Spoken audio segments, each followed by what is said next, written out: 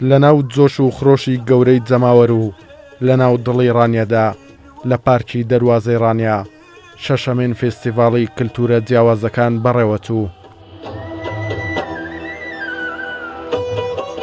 فێستیڤاڵی نێودەوڵەتی کلتورە جیاوازەکان بە بەشداری 8 وڵات لە شاری ڕانیا ئەنجامدرا کە لەلایەن گروپە جیاجیاکانی وڵاتانەوە کلتور و ڕەسەنایەتی وڵاتانی ڕۆژئاوا و ڕۆژهەڵات و ئەمریکا و کلتوری ڕەسەنی کوردی ئاوێتە یەکتر ببوون و نمایشە جوان و سەرنجڕاکێشەکان ببوونە مای سەرنج و دڵخۆشی ئامادەبووان.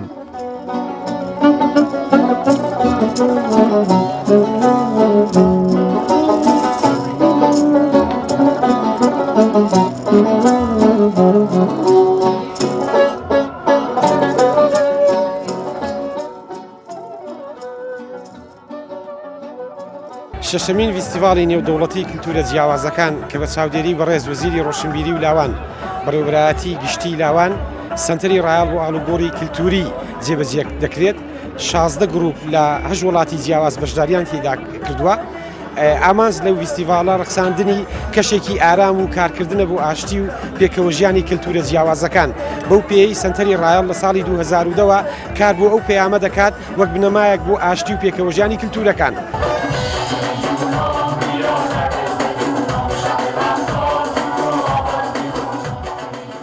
هەراری قوچان و نمایش و ئامێرە میوزیکە دێرینەکانی نەتەوەی ئەمازیغیەکانی مەغریب بوو، نمایش و سەما بە قامیشی میسریەکان و دەساڕی کچانی شاریای ئێزیدی و نمایشی کلتوری ئەمریکای ڕەسەن و مەکسیک و هونەر و کلتوری ئێران و نمایشە ڕەسەنایەتەکانی هیندیەکان لەلایەکی تریش تیپە کلتوری و هونەریەکانی کورد و سەرجەم گروپە بەشداربووەکان نمایشی جۆرا و جۆری کلتور و ڕەسەنایەتی وڵاتەکانیان ئەنجامدا.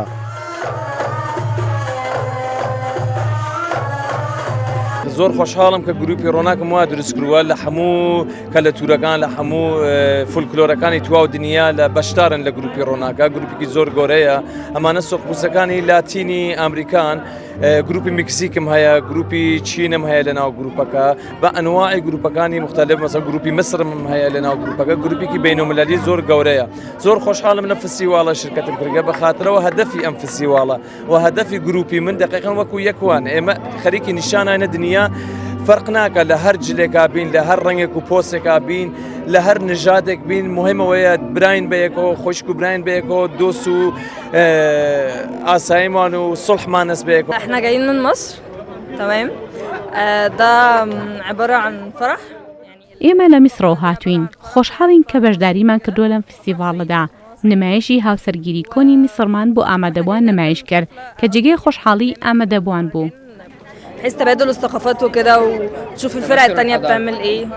دوهيني مع لحق كركب نافي فلكلوري كرداو ازديام بو وإيروجي وكو جوتيار بو وشاي شيخاني بو كأوش بري كاتشوا جوتيار چونه جوتي جوتيارن كردستان بعامة وين ازديام بگشتي كاتشا چونه جوتي كاتشا جوتيار جوتي تكرن وكاتشوا عردروتن وكاتشوا دستاري دا افرتا دستار غنمت دا تهيرا. معكم كريم نجوم سوس جاي من المغرب باش نحضر في الفيستيفال ديال كردستان.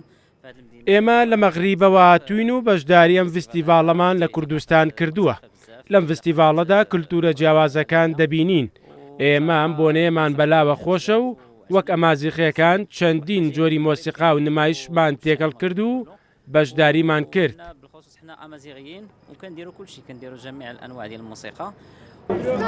નમસ્તે, હું ઇન્ડિયાથી આવું છું અને મારા ગ્રુપનું નામ છે સૃષ્ટિ પરફોર્મિંગ આર્ટ્સ.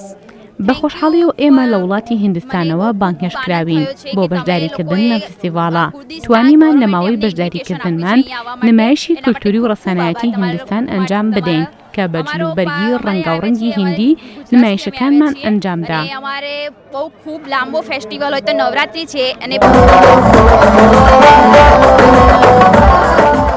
فستیڤاڵی کلتورە جیاوازەکان ساڵانە بە بەشداری چەندین وڵات لە قەزای ڕانیا لەلایەن سەنتەری ڕایال بۆ ئاڵوگۆڕی کلتوری ئەنجام دەدرێت کە کللتور و ڕەسەنایەتی هەر وڵات و نەتەوەیەکی بەشدار بوو نمایش دەکرێت.